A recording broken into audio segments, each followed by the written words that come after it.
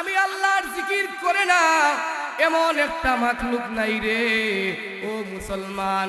আর তোমরা তো হলে আশরাফুল মাখলুকাত, তোমরা তো হলে সৃষ্টির সেরা জীব। তোমাদের উপরে আমি আল্লাহ নামাজ ফরজ করে দিয়েছি রে। অবহেলায় হেলায় খেলায় নামাজের সময়টাকে মিস করবা না রে। যখন আযান মুয়াজ্জিন দিয়ে দেন তখন কাজ কাম থেকে ফারিগ হইয়া নামাজের মধ্যে চইলা যাইবারে। কারণ নামাজ এমন একটা ইবাদত, যেই ইবাদত 5 ওয়াক্ত তোমাকে আহ্বান করা হয়, তোমাকে ডাক দেওয়া হয় রে। শুধু যে 5 ওয়াক্ত নামাজের সময় মুয়াজ্জিন সাহেব মসজিদের মাইকের মধ্যে আওয়াজ দেন এমনটা নয় রে। আল্লাহ বলেন 5 ওয়াক্ত নামাজের সময়ে আমি আল্লাহ জমিনের মধ্যে ফেরেশতা নিযুক্ত করে দেই। ওই সমস্ত ফেরেশতারা জমিনের মধ্যে আসিয়া যেই সমস্ত লোকেরা বাড়ি ঘরের মধ্যে থাকে তাদের নাম ধরে ধরে ডাকেন, ওরে আল্লাহর বান্দা আজান হয়ে গেছে রে, আজান হয়ে গেছে রে, মসজিদের দিকে চলে আসো, নামাজ পড়ো, আল্লাহকে ডাকো। পর্দার আড়ালের যেই সমস্ত মা বোনেরা আছো তোমাদেরকেও আল্লাহ রাব্বুল আলামিন ফেরেশতার মাধ্যমে আওয়াজ দেন, ডাক দেওয়ান। কিন্তু আমরা কিন্তু আমাদের বাহ্যিক কান দ্বারা শুনি না। আল্লাহ রাব্বুল আলামিন ফেরেশতাদেরকে বলেন তোমরা আহ্বান করো আর আমার পক্ষ থেকে রহমত নিয়ে যাও। যারা এই আহ্বানটুকুর সাড়া দিয়ে মুয়াজ্জিনের আহ্বানে সাড়া দিয়ে নামাজ পড়ে ওই সমস্ত বান্দা বান্দীদেরকে আমি আল্লাহর রহমত তাদের ঘরের মধ্যে নাজিল করে দিয়ে আসো। নামাজ না পড়েন যদি তাহলে 5 ওয়াক্তের সময় জাহান্নামের আগুন আপনার জন্য প্রস্তুত। আসেনি জাহান্নামের আগুন? এই জাহান্নামের আগুন লিবাই তুলে নামাজ পড়ার দরকার আসেনি? শুনো রে মুমিন পড়ো রে নামাজ, সময় যায় রে চলিয়া, জাহান্নামে জ্বলছে আগুন নিবাও নামাজ পড়িয়া। শুনো রে মুমিন পড়ো রে ফজর, সময় যাও রে চলিয়া, জাহান্নামে জ্বলছে আগুন নিবাও ফজর পড়িয়া। শুনো রে মুমিন পড়ো রে আসর, সময় যায় রে চলিয়া, জাহান্নামে জ্বলছে আগুন নিবাও আসর পড়িয়া। শুনো রে মুমিন পড়ো রে মাগরিব, সময় যায় রে চলিয়া, জাহান্নামে জ্বলছে আগুন নিবাও মাগরিব পড়িয়া। শুনো রে মুমিন পড়ো রে এশা, সময় যায় রে চলিয়া, জাহান্নামে জ্বলছে আগুন নিবাও এশা পড়িয়া। শুনো রে মুমিন পড়ো রে ফজর, সময় যায় রে চলিয়া, জাহান্নামে জ্বলছে আগুন নিবাও ফজর পড়িয়া। শুনো রে মুমিন পড়ো রে জুহর, সময় যায় রে চলিয়া, জাহান্নামে জ্বলছে আগুন নিবাও জুহর পড়িয়া। শুনো রে মুমিন পড়ো রে জুমা, সময় যায় রে চলিয়া, জাহান্নামে জ্বলছে আগুন নিবাও জুম্মা পড়িয়া। আল্লাহু আকবার। মুসলমান ভাইরা আমার, এই 5 ওয়াক্ত নামাজের সময়ে জাহান্নামের আগুন প্রস্তুত থাকে। ডাক দিয়া বলে ওরে আল্লাহর বান্দা তুমি ফজরের নামাজ পড়ছো না, এই না পড়ার কারণে জোহর পর্যন্ত আমি জাহান্নামের আগুন প্রস্তুত। জোহর না পড়ার কারণে জাহান্নামের আগুন আওয়াজ দিয়ে বলে, ওলে আল্লাহর বান্দা, জোহরের নামাজ না পড়ার কারণে আসর পর্যন্ত জাহান্নামের আগুন আমি প্রস্তুত আছি। আসরের নামাজ না পড়ার কারণে মাগরিব পর্যন্ত জাহান্নামের আগুন প্রস্তুত। মাগরিবের নামাজ না পড়ার কারণে এশা পর্যন্ত জাহান্নামের আগুন প্রস্তুত। এশার নামাজ না পড়ার কারণে একবারে ফজর পর্যন্ত জাহান্নামের আগুন প্রস্তুত থাকে রে। এই কারণে নামাজ আমাদের সময় মতো পড়ার দরকার আসেনি, আছে না নাই? নামাজ পড়লে নেকি আসেনি? ওরে মুসলমান, নামাজ পড়লে কেমন নেকি? নামাজ এমন একটা ইবাদত, আল্লাহর নবী সাল্লাল্লাহু আলাইহি ওয়াসাল্লাম হাদিস শরীফের মধ্যে ইরশাদ ফরমান, আস-সালাতু ইমাদুদ্দিন, মান আকামাহা ফাকাদ আকামাদ-দ্বীন ওয়া মান হাদামাহা ফাকাদ হাদামাদ-দ্বীন। আল্লাহর নবী জনাবে রাসূল করিম সাল্লাল্লাহু আলাইহি ওয়াসাল্লাম ইরশাদ ফরমান, ওরে মুমিন মুসলমান ইমানদারেরা রে, ভালো করে শুনো রে, নামাজ হলো ধর্মের খুঁটি। যেই ব্যক্তি নামাজ আদায় করলো সে ধর্মের খুঁটিকে আদায় করলো, তার ধর্মের খুঁটি ঠিক থাকলো। আর যে নামাজ পড়ে না তার ধর্মের খুঁটি ঠিক নাই। নামাজ হলো ধর্মের খুঁটি। যে নামাজ আদায় করলো সে ধর্মের খুঁটিকে আদায় করলো, আর যে নামাজ আদায় করলো না সে ধর্মকে বিনষ্ট করে ফেলবে। মুসলমান ভাইরা, এই কারণে নামাজটা আমাদের গুরুত্ব সহকারে আদায় করতে হবে। কিয়ামতের কঠিন ময়দানে এই প্রথমে নামাজের হিসাব হবে। আউয়ালু মা ইউহাসাবু বিহিল আবদু ইয়াউমাল কিয়ামাতিস সালাত। আল্লাহর নবী সাল্লাল্লাহু আলাইহি ওয়াসাল্লাম হাদিস শরীফের মধ্যে ইরশাদ ফরমান, কিয়ামতের কঠিন ময়দানে সর্বপ্রথম নামাজের হিসাব হবে রে। ওরে মুমিন মুসলমান, এই নামাজটা আমরা কেমনে আদায় করব? নামাজটা কেমনে পড়া যায়? প্রত্যেক জিনিসের এক একটা পদ্ধতি আছে রে। নামাজ পড়ারও এমন একটা পদ্ধতি আছে।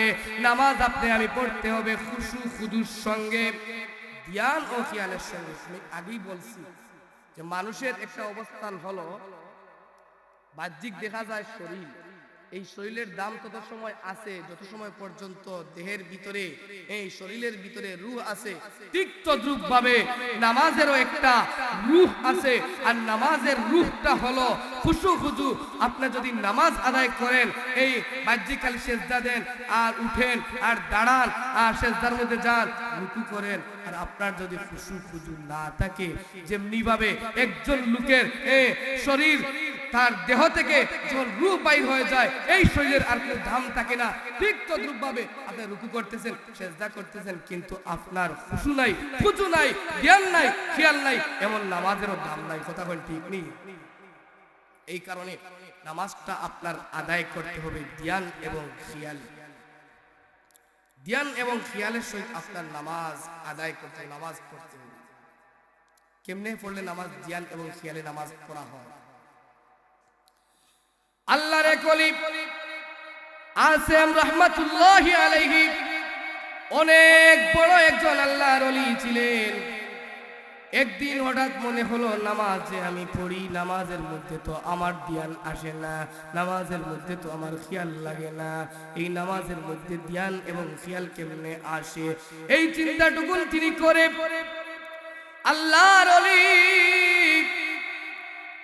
তখনকার শ্রেষ্ঠ বুজুর্গ হাতেম বলখি রহমাতুল্লাহি আলাইহির দ্বার কাছে গেলেন, তার নিকট শরণাপন্ন হলেন, তার কাছে গিয়ে বললেন, ও হাতেমে বলখি, নামাজের মধ্যে তো আমার ধ্যান আসে না, নামাজের মধ্যে তো আমার মনোযোগ আসে না। কোন কারণে নামাজের মধ্যে আমার ধ্যান আসে না আমি নিজেই জানি না। আমাকে আপনি এমন একটা পরামর্শ দেন যেই পরামর্শটা অবলম্বন করলে নামাজের মধ্যে আমার মনোযোগ লাগবে, নামাজের মধ্যে আমার ধ্যান আসবে, নামাজের মধ্যে আমার খেয়াল আসবে। হাতেম বলখি রাহমাতুল্লাহি আলাইহি, এসাম রাহমাতুল্লাহি আলাইহিকে বললেন, ও নামাজের মধ্যে যদি তোমার ধ্যান আর খেয়াল আসতে চাও, এটা যদি তোমার মধ্যে ফিটিং করতে চাও, তাহলে তুমি আমাকে অনুসরণ করতে হবে। অর্থাৎ আমি যেমনি ভাবে নামাজ আদায় করি, তুমিও এমনি ভাবে নামাজ আদায় করতে হবে। তিনি রাজি হয়ে গেলেন। আপনি কেমনে নামাজ আদায় করেন আমাকে সবক দেন, আমাকে আপনি শিক্ষা দেন। হাতেম বলকি রাহমাতুল্লাহি আলাইহি বলেন, ওরে আল্লাহর বান্দা, আমি যেই সময় নামাজ পড়ার উদ্দেশ্য নেই, যেই সময় নামাজ পড়ার নিয়ত আমি করি, তখন কিন্তু রে আমি দুইভাবে অজু করি। প্রথম নম্বর একটা অজু করি জাহেরি অজু। এই অজুটা করার সময় আমার ভিতরে ভিতরে আমি একটা উদ্দেশ্য করে ফেলি। উদ্দেশ্যটুকুন হলো আমি দুনিয়াতে কিন্তু প্রকাশ্যে অনেক গুনাহ করি। আমরা গুনাহ করি কি করি না? প্রকাশ্যে অনেক গুনাহ করি। হাতেম বলকি রাহমাতুল্লাহি আলাইহি বলেন, আমি প্রকাশ্যে অনেক গুনাহ করি। এই জাহেরি অজুটা করার সময় আমি এমন একটা উদ্দেশ্য নেই, এমন একটা চিন্তা আমি করি, জাহেরি ভাবে প্রকাশ্যে যত গুনাহ করি, এই জাহেরি ওযুর মাধ্যমে আল্লাহ রাব্বুল আলামিন যেন আমাকে maaf করে দেন। সুবহানাল্লাহ। জাহেরি ভাবে যত গুনার কাজ করি, প্রকাশ্যে যত গুনার কাজ করি, এই জাহেরি ওযুর পানির মাধ্যমে যাতে আল্লাহ আমার এই গুনাহগুলোকে ক্ষমা করে দেন, জড়াইয়া দেন। সুবহানাল্লাহ। হাতেম বলকি রাহমাতুল্লাহি আলাইহি বলেন, তারপরে আমি আরেকটা ওযু করি। এই ওযুটুকুন হলো বাতিনি ওযু। এই ওযুটা যখন করি তখন আমি একটা মনে মনে একটা নিয়ত করে ফেলি, এমন একটা উদ্দেশ্য আনি, এমন একটা নিয়ত করি। আমি বাতিনি ওযু করার সময় এই দোয়াটা আল্লাহর দরবারে করি, হে রব্বুল আলামিন, হে আহকামুল হাকিমিন আল্লাহ, আমি কিন্তু অনেক গুনার কাজ আপনি আল্লাহ ব্যতীত জমিনের কোন মাখলুক দেখে না। আয় আল্লাহ, গোপনে গোপনে অনেক জীবনে গুনাহ করেছি আল্লাহ, দুনিয়ার কেউ দেখে নাই, কিন্তু তুমি আল্লাহর আদালতের চাইতে তো আর কোন আদালত বড় নয়। হে আল্লাহ, আপনাকে তো লুকানো সম্ভব নয়। আল্লাহ, আমি বাতিনি ওযুটা করি, এই বাতিনি ওযুর মাধ্যমে আমার গোপনে যত গুনাহ করেছিলাম সব গুনাহগুলোকে আপনি ক্ষমা করে দেন। সুবহানাল্লাহ। বাতিনি ওযুর মাধ্যমে এই গুনাহগুলোকে আল্লাহ আমার maaf করে দিয়েন, ক্ষমা করে দিন। হাতেম বলকি রাহমাতুল্লাহি আলাইহি বলেন, তারপরে আমি যে উদ্দেশ্যটুকু নামাজের মধ্যে নেই, আমি এমন একটা উদ্দেশ্য নিয়ে ওযু করার পরে নামাজের মুসল্লার মধ্যে দাঁড়াই। মুসলমানদের মধ্যে যখন দাঁড়াই তখন আমি এমন একটা উদ্দেশ্য নেই রে মুসলমান, যে এই যে আমি মুসল্লার মধ্যে নামাজ পড়ার জন্য দাঁড়িয়েছি, আমি আহকামুল হাকিমিন আল্লাহ রাব্বুল আলামিনের সামনে দাঁড়িয়েছি। আমি আল্লাহ রাব্বুল আলামিনের সামনে দাঁড়িয়ে আমি আল্লাহ রাব্বুল আলামিনের সঙ্গে কথাবার্তা বলতেছি। আল্লাহ রাব্বুল আলামিন আমার কথাবার্তা শ্রবণ করতেছেন, আল্লাহ রাব্বুল আলামিন আমার কথাগুলোকে শুনতেছেন। আমি আল্লাহর সঙ্গে দাঁড়িয়ে নামাজ আদায় করতেছি। তারপরে আমি যে উদ্দেশ্যটুকু নেই, আমি যে স্থানের মধ্যে নামাজের মধ্যে দাঁড়িয়েছি, এই স্থানের ডান দিকে হলো জান্নাত। আমার এই নামাজটা যদি মহান আরশের মালিক মহান আল্লাহ রাব্বুল আলামিনের দরবারে যদি এই নামাজটুকু কবুল হয়, তাহলে আল্লাহ রাব্বুল আলামিন আমাকে জান্নাত দিবেন, আল্লাহ রাব্বুল আলামিন আমাকে জান্নাত নসিব করাবেন। তারপরে রে আমি এমন একটা উদ্দেশ্য নেই, বাম দিকে হলো জাহান্নাম, বাম দিকে জাহান্নাম। এই নামাজটা যদি আল্লাহ রাব্বুল আলামিনের দরবারে যদি কবুল না হয়, তাহলে তো জাহান্নামের আগুন দাউ দাউ করে জ্বলতেছে, জাহান্নামের আগুনের মধ্যে আল্লাহ আমাকে নিক্ষেপ করবেন। তারপরে আমি এমন একটা উদ্দেশ্য নেই রে মুসলমান, এমন উদ্দেশ্য নিয়ে আমি নামাজের মধ্যে দাঁড়াই, স্থানের মধ্যে নামাজ আদায় করতেছি। আমার পিছন দিকে মালাকুল মউত আজরাইল আলাইহিস সালাতু ওয়াস সালাম দাঁড়িয়ে আছেন। আমি ডান দিকে সালাম ফিরাবো, বাম দিকে হয়তো আমার সালাম ফিরানোর সময় আমি পাবো না। আল্লাহু আকবার। আচ্ছা, এই দুনিয়াতে যে আমরা সারা জীবন বাঁচবো এমন গ্যারান্টি আছে? আল্লাহু আকবার, আল্লাহু আকবার। এক সেকেন্ডেরও ভরসা নেই। হাতেম বলকি রাহমাতুল্লাহি আলাইহি বলেন, নামাজের মধ্যে আমি যখন দাঁড়াই যখন আমি এমন একটা উদ্দেশ্য নেই, আমার পিছনে মালাকুল মাউত আজরাইল আলাইহিস সালাতু ওয়াস সালাম দাঁড়িয়েছেন, আজরাইল আলাইহিস সালাতু ওয়াস সালাম প্রস্তুত আছেন, হয়তোবা আমি ডান দিকে সালাম ফিরাবো আর বাম দিকে আমি সালাম ফিরানোর সুযোগ পাবো না। এবার যদি এই নামাজটা যদি আল্লাহ রাব্বুল আলামিনের দরবারে কবুল না হয়, গ্রহণযোগ্য না হয়, আমি আল্লাহ রাব্বুল আলামিনের সামনে কি নিয়ে দাঁড়াবো? হাতেম বলছি বলেন, আমি আরো একটা উদ্দেশ্য নেই। নামাজের মধ্যে যে স্থানের মধ্যে আমি মুসল্লার মধ্যে দাঁড়াই, আমি মনে মনে চিন্তা করি আমি ফুলসিরাতের পুলের উপরে দাঁড়িয়ে আছি। ওরে মুসলমান ইমানদার, ফুলসিরাতের পুল তো হলো চুলের চাইতে বারিক, পুলের চাইতেও আরো ধার। ওরে মুসলমান, আল্লাহর নবী সাল্লাল্লাহু আলাইহি ওয়াসাল্লাম হাদিস শরীফের মধ্যে ইরশাদ ফরমান, একজন নেককার, একজন ইমানদার আল্লাহর বান্দা আর আল্লাহর বান্দি ইহতিমাম গুরুত্ব সহকারে যখন 5 ওয়াক্ত নামাজ আদায় করবে, ওরে মুসলমান 30,000 বছরের ফুলসিরাতের রাস্তা আল্লাহ রাব্বুল আলামিন বিজলির আকারে পার করাইয়া দিবেন। সুবহানাল্লাহ।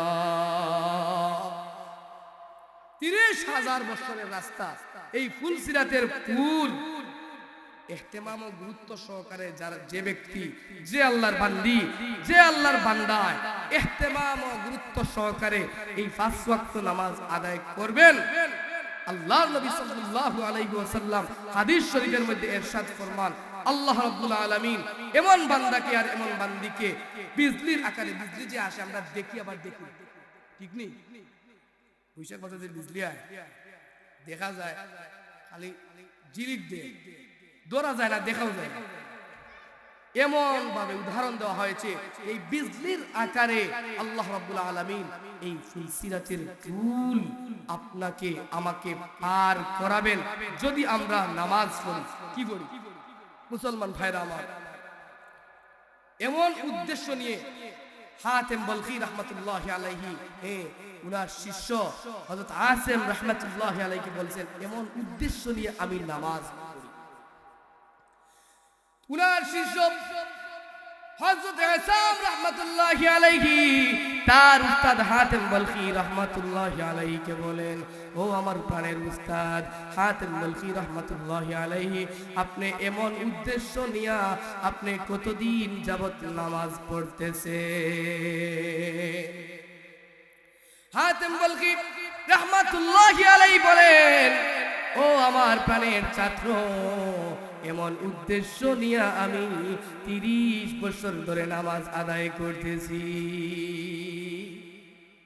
কিন্তু আমরা 5 ওয়াক্ত নামাজ যথারীতি 30 দিনও পারি না, বেড়া লাগি যায়, আছে না নাই?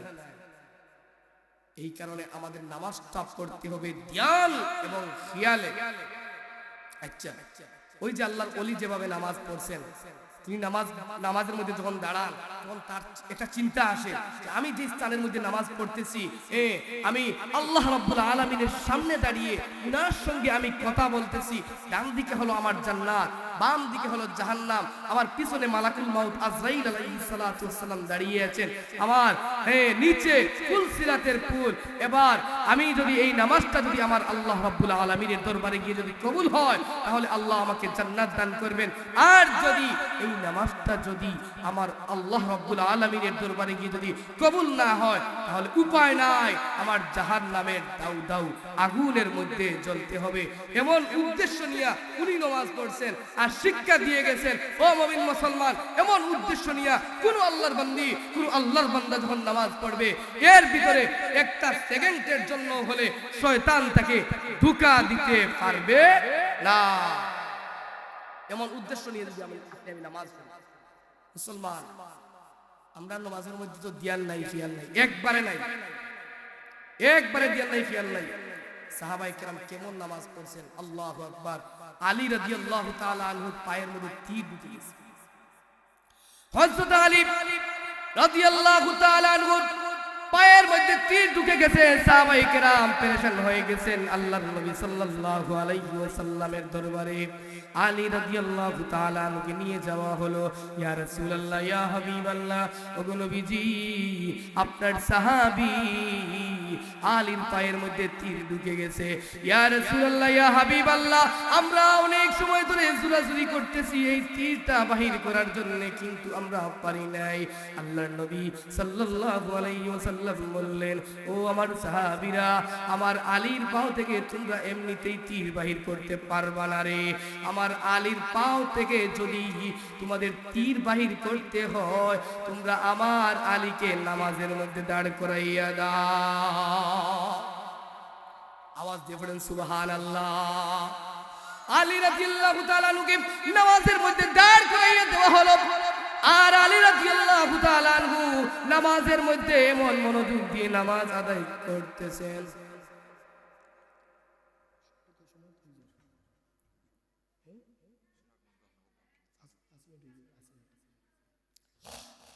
আলী রাদিয়াল্লাহু তাআলা আনহু নামাজের মধ্যে এমন মনোযোগ সহকারে নামাজের মধ্যে ধ্যান খেয়াল লাগিয়ে নামাজ আদায় করতেছেন। আর এরই মধ্যে আলী রাদিয়াল্লাহু তাআলা আনহু পাও থেকে তীর বাইর করা হয়ে গেল। আল্লাহু আকবার। নামাজ শেষ করছেন আলী রাদিয়াল্লাহু তাআলা আনহু। সাহাবায়ে কেরাম আলী রাদিয়াল্লাহু তাআলা আনহুকে উদ্দেশ্য করে বললেন, ওলে আলী, নামাজের মধ্যে তোমার পাও থেকে যে তীর বাইর করা হলো, তোমার কি কোনো কষ্ট হয় নাই? কোনো কষ্ট কি তুমি অনুভব করো নাই? আলী রাদিয়াল্লাহু তাআলা আনহু বলেন, ও সাহাবীরা, ও বিশ্ব নবী, নামাজের মধ্যে আমার পাও থেকে যে তোমরা তীর বাহির করেছো, আমি একটা পিঁপড়ার কামড় পর্যন্ত অনুভব করি না। নামাজের মধ্যে যে আমার পাও থেকে যে তীর বাহির করছো, আমি একটা পিঁপড়ার কামড় পর্যন্ত অনুভব করি না। মুসলমান দেখেন তাদের নামাজটা কেমন ছিল। ইমামে আজম আবু হানিফা রাহমাতুল্লাহি আলাইহি যখন নামাজের মধ্যে দাঁড়াইতেন, দাঁড়িয়ে একটা হাদিসের কিতাবের মধ্যে পাওয়া যায়, এক আয়াত পড়ে সারা রাত্রি কান্নার মধ্যে কাটাইয়া দিতেন। সুবহানাল্লাহ।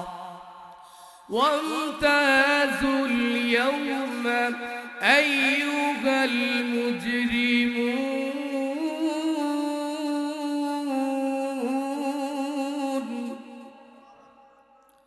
ইমামে আযম আবু হানিফা রাহমাতুল্লাহি আলাইহি তিনি নামাজের মধ্যে দাঁড়িয়ে এমন একটা চিন্তা করতেন, কিয়ামতের কঠিন ময়দানে আল্লাহ রাব্বুল আলামিন আমাকে যদি বলে ফেলেন, আমার নেককার বান্দাদের কাতার থেকে বাহির হয়ে যাও, আমার নেককার, আমার আমলওয়ালা, আমার নেককার বান্দাদের কাতার থেকে বাহির হয়ে যাও, আমি ইমামে আজম আবু হানিফার কি হবে রে?